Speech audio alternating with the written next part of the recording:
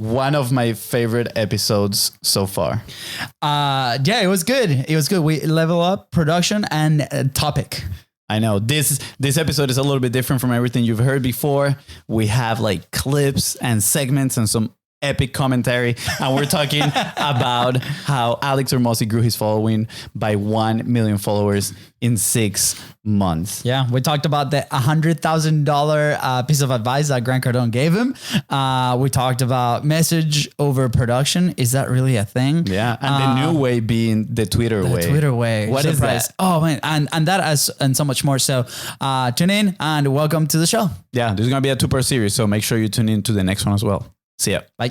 Hey, I'm Luis. And this is Luis. And welcome to the Content is Profit podcast. In here, you're going to get the insights, accountability, and drive to create consistently and increase revenue. You'll hear from top entrepreneurs, creators, and anything and everything you need to know about content.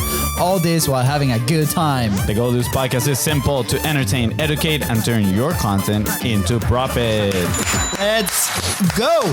Welcome back, everybody. Welcome back to Content is Profit. I'm excited today. We're trying something new over here. We just mentioned it a little bit earlier, but Fonzie, thank you for doing all the research, man. Like I saw the video and I'm like, I got this. But you're like, no, you didn't get this. You need my notes. Somebody has to carry the team, and that is me, guys. And if you enjoyed today's show, guys, please don't forget to follow the show in all your podcasting platforms and follow us on social media at Beast Bros Go. And you know what to do. If you enjoyed today's episode and it helped you move one step closer to your goal, don't forget to share it with your BFFs and your family as well. Yeah. And of course, anybody and everybody. Ooh, I mean, share it and tell them, hey, download because it helps the Beast Bros. And if it helps the Beast Bros, it helps me as well. So thank you guys. That was good. So selfish, bro. So selfish. You're so selfish.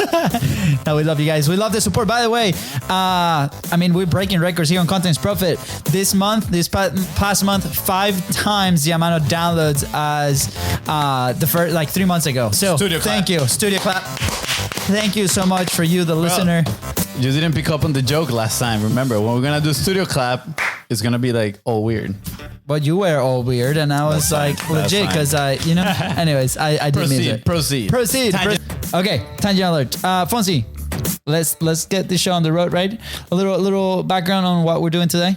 Yeah, absolutely. We saw this video that one of our good friends shared on Instagram, and the video, it's about a presentation that Alex Hormozi did on how he grew 1 million followers in 6 months. And that is pretty fantastic, right? So what we're going to be talking about today is actually that is the 1 million followers framework by Alex Hormozi, how to 10x your growth. But there's a little disclaimer in there, right? Because of course, not everybody is as jacked and has such an epic beard as Alex Hormozi, but also they haven't been putting all the work throughout the years that he has been putting, right? He published a book that got a lot of attention. He's been building lots of businesses and he's been doing the hard work behind the scenes, right? That has led him to a point that then he can leverage that influence that he has with massive volume of content, right? This whole framework that we're going to share with you to increase his following in the millions, right? So keep that in mind. That being said, as always, we talk about principles, and these principles apply to you regardless of where you are in your journey. Of course, you need to make sure you know what is your capacity and what are your resources when doing all this thing. But the principle per se, this thing applies to you. So make sure to pay attention. That's right. You did mention all the disclaimers. And again, pay attention to those principles because if you apply it, you're going to see some results.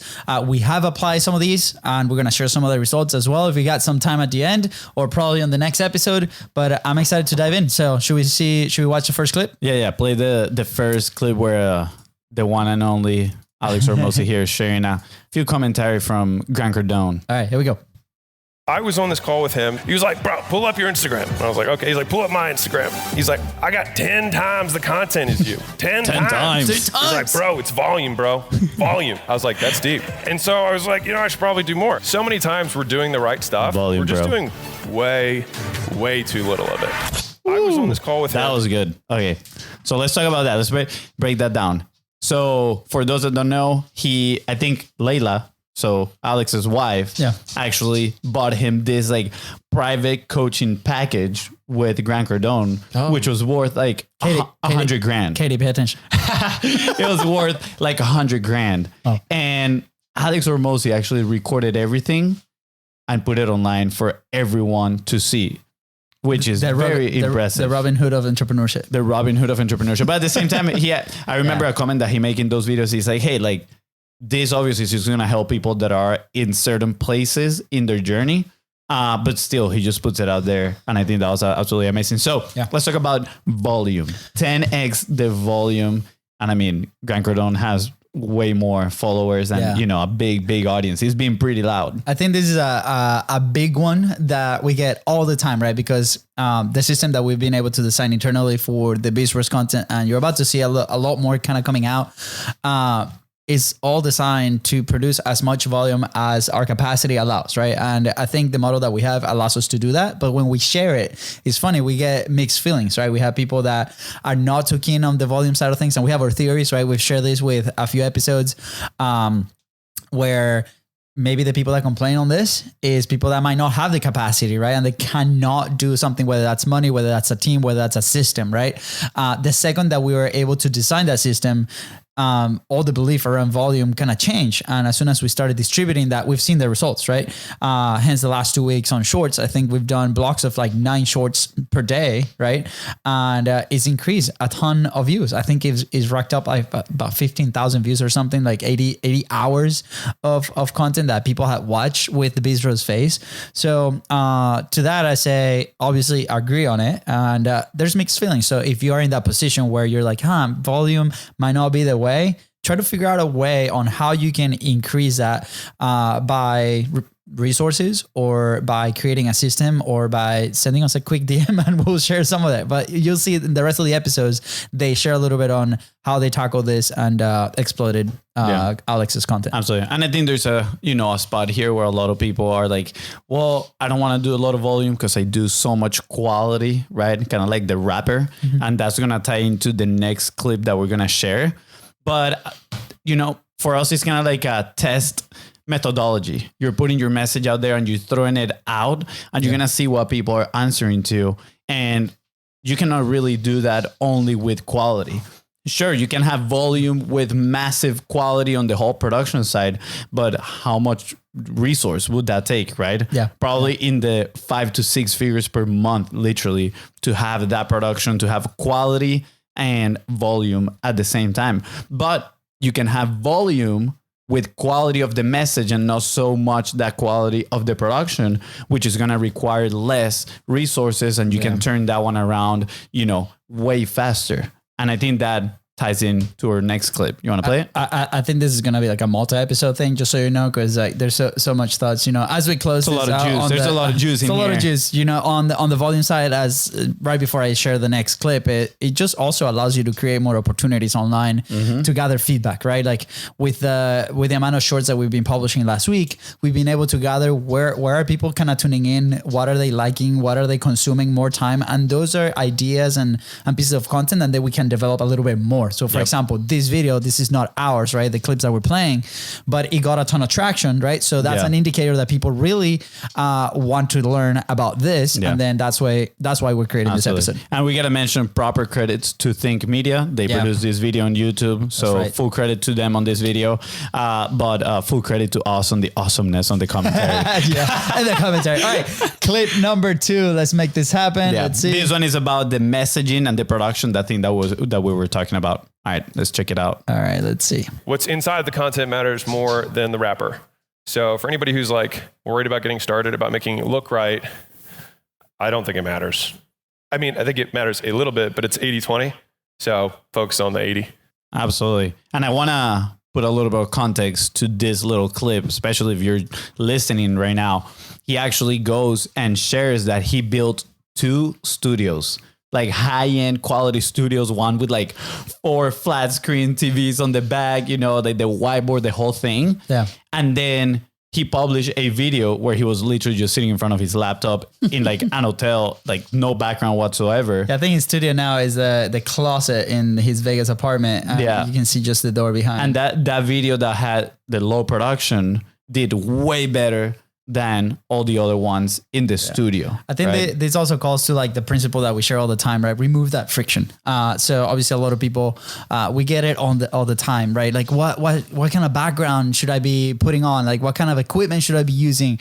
Right. And it depends, right? At the level that you're at, I get it. Like if you're looking for that authority level, you already have a proven business, you have a message that you've perfected over the years, and maybe that's the next level on content.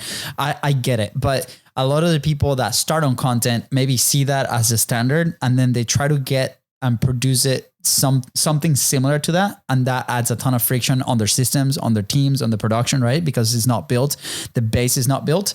Especially if you're trying a new message, if you're selling something brand new, like when it happened with us 2 years ago when we started promoting Content Momentum and the agency side of things, we needed to test the message. We needed to test what we were doing. So lower production allowed us to put the message out there multiple times. That's the reason the show is 3 times a week. It has evolved quite a bit, obviously, but that was the only reason. But it's because we've increased our resources. That's why it has evolved. Absolutely. Resources and time. And the reason why we've increased our resources is because we've been publishing more and getting in front of more opportunities, generating more conversations, turning into more business. Yeah. So, have faith, right? Like believe in the message that you're putting out there initially, right? There's going to be low traction on that content, and that's normal. But as you put more pieces of content and you practice your message, see that as an opportunity to grow and to make sure that your message is nice and tight. One of the reasons I love this clip is because I remember when we decided to start publishing consistently right after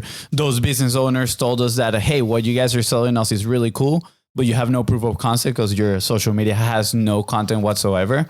That gut punch that we experienced. Oh boy. I remember that we were, when we came up with the 45 live challenge, going live on Facebook for 45 days in a row, the whole thing was let's decrease friction and literally focus on the quality of the message. I remember that I personally, at that time, I didn't truly believe in that because I also focused on high quality. I loved high quality, right? Pretty much my content journey started by watching high quality YouTube videos like Peter McKinnon, very high end productions. Casey Neistat. Really cool videography. Casey Neistat, right? Each one has their style that you can tell they put so much effort into it. And my perception is if you don't have content like that, it's going to be very difficult to be successful. So when we started doing the 45 Live, I remember that we came up with the motto of quality of the message over quality of the production. And that was a message that we just would repeat ourselves every single time. Quality of the message over quality of the production. Quality of the message over quality of the production until I believed it, until I was like, okay, good. Quality of the message over quality of the production. And that made it easier for me to publish, to be okay with putting volume out there, even if it didn't look like it was recorded in a super expensive and fancy camera. Yeah, I love it. And to this day, right, it might look nice, but we are on probably like a $50 webcam. Like it's not a DSLR or crazy camera, right? And obviously there's some accessibility, right? And at the end of the day, it's like, what do you feel comfortable? But at the end of the day is that belief that you got to put it out there, right? Absolutely. So start loading clip number 3 here. And, after you start trusting on the quality of the message over quality of the production, there's something that's going to happen. You're going to say, okay, well, how do I talk for so long? How do I create that many pieces of content? And this is where Alex shared what is his content creation model, right? Identifying his ideas. And it's actually really cool. We have, I feel like, a somewhat similar process. Yeah. We'll show the clip and then we'll share what we do. Yeah, we'll share our opinion and everything. So, all right, hit it. All right, here we go. And the new way is the Twitter way, which is being blocked by the thing because it formatted weird. But I post all of those ideas as tweets on Twitter rather than just sending them to myself. And so all of a sudden, what used to be my inbox is actually just my tweet thread. Ooh, and the new that's good. So that was juicy. All right. So he's talking about his idea creation process and how his idea capture process as well to then turn that into content. Well, the clip like started, and I think we didn't cut it in the right time, but basically he started to share like how he used to do it, where he would send an email to himself every time he had an idea, or every time he saw a piece of content that was out there, versus a new idea, which is what he just said. Yeah, he would just send it to his email, and then he's like, okay, cool, I'll get to it back later, which already adds friction, right? But what he mentions here is that Twitter has become that idea capturing platform, because first, it is very forgiving. Like, it's so fast paced and you can put so many stuff out there that, you know, people read it and they just keep going. But if something resonates, it resonates and people start commenting, engaging with it. You know, he can use Twitter as a sort of stream of consciousness, kind of like a little journal for his thoughts, which is really cool because you're just putting it out there. And at the same time, you have a record kind of organized on what are these topics that are coming to your head. And think about it. How many times per day do you get ideas in your head that you think about, this would be a great piece of content? And maybe you write it in a notepad, you write it in Notion, whatever it is, where you take your notes and you tell yourself, I'm going to get back to it later. And then that later never comes and you never end up doing that piece of content. Or maybe you think so much about it later on that you get overwhelmed and you decide not to tackle that specific piece of content. Instead, what Hormozi does, he pulls his Twitter, tweets that thought that he got, and then he has quick feedback. Yeah. One of the things when we saw this video that you mentioned, it's like, well, what if we don't have a big Twitter following, which we don't, right? I don't think Twitter has been our main platform, not even close. Lately we've been posting there a little bit more, but not like this. And, you know, I don't know what your system is, but my system was I would screenshot or screen record the thing and I would save it in a folder in my phone photos. And like you said, we would never go back to it. The idea will stay there, right? Like if it resonates internally, to me, that helps me kind of form the idea and then produce it for the podcast, because that's the main thing that we do. But I love this, right? Because Twitter will give immediate feedback. So I'm very excited to try this out. I got to make a conscious effort to actually do this when a thought comes up, when there's a very smart piece of information that I consume, put it out there in form of Twitter. Right now, what I have is a spreadsheet on Notion where I put the clips in there. Also, in a sense, because Notion is our software to produce this stuff. So we can just click in there and we see the picture and we can add it into our podcast cheat sheet. But I think as proving the ideas that resonate, right? We talk about this on the episodes for the newsletters, where, you know, we can go to platforms like Reddit, right? And obviously Twitter's like that. But I'm very excited to see what happens if you don't have such a big following, right? Because it's going to be a repository of ideas, maybe with feedback, maybe without feedback. If you're listening and you try this out, let us know. Keep us posted. What happens, right? Yeah, I think, you know, I started thinking when he was talking about this as well, of like, okay, well, what if I don't want to tweet? Or what if I don't have a Twitter? What if I don't want another platform to take care of? Can you do the same thing in other platforms such as, let's say, Instagram, right? And I personally think you can. You got Instagram stories.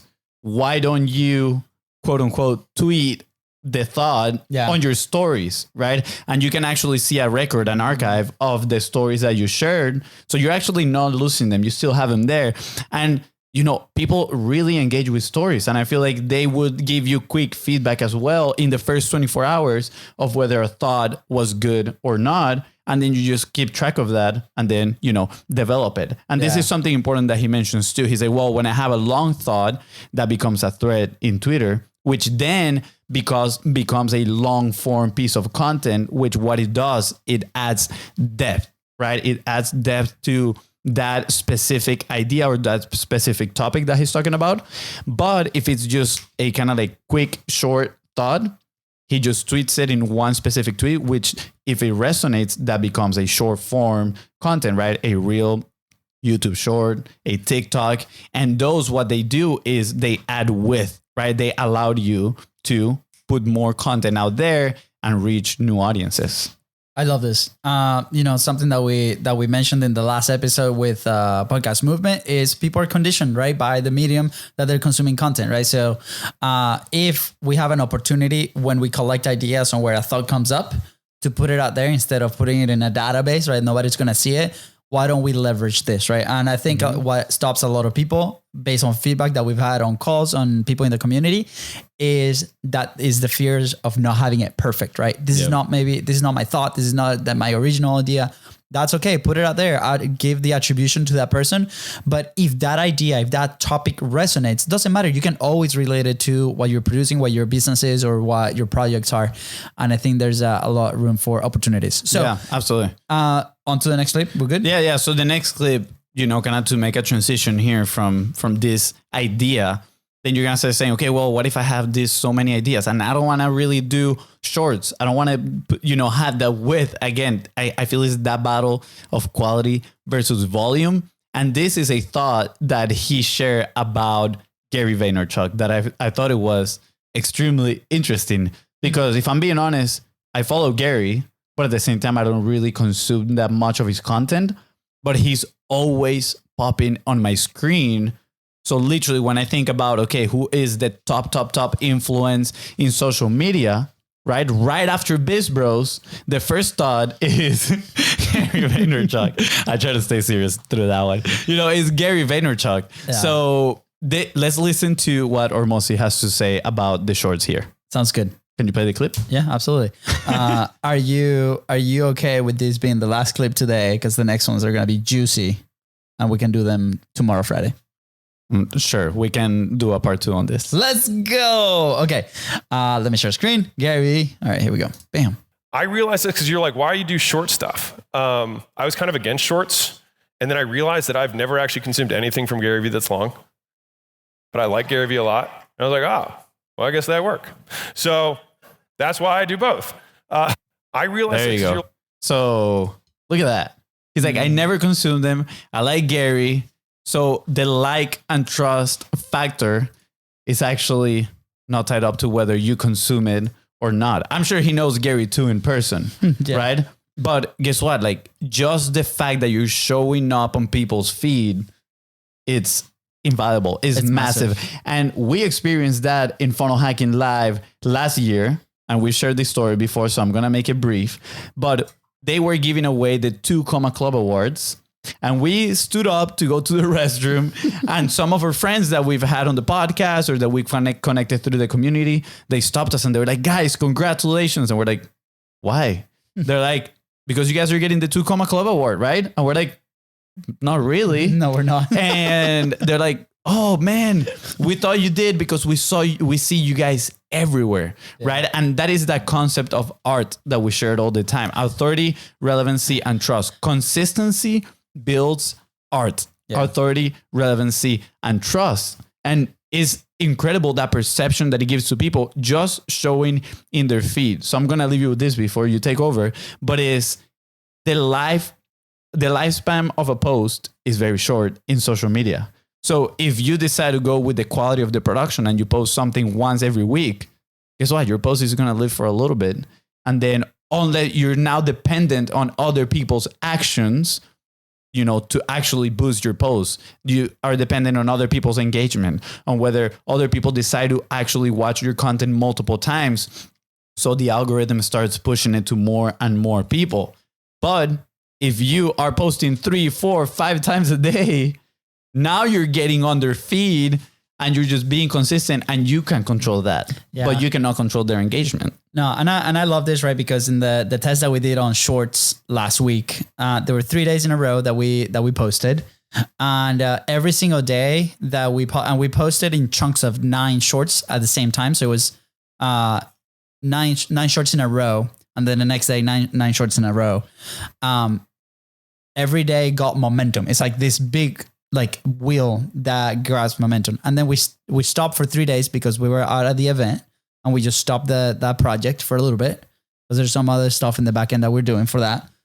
And then when we restarted the publishing, when we caught up again, it felt harder to get that momentum again. It was like smaller views or a smaller reach. And then the second day that we posted, a little bit more. And then the third day that we posted, a little bit more. So this obviously tells us something, right? If the platforms rewards you for that consistency, right? Whether that's 9 shorts, 2 shorts, 1 short, whatever that is, make sure that it's consistent day in and day out. So measure your capacity. We talk about this all the time in the publishing pyramid.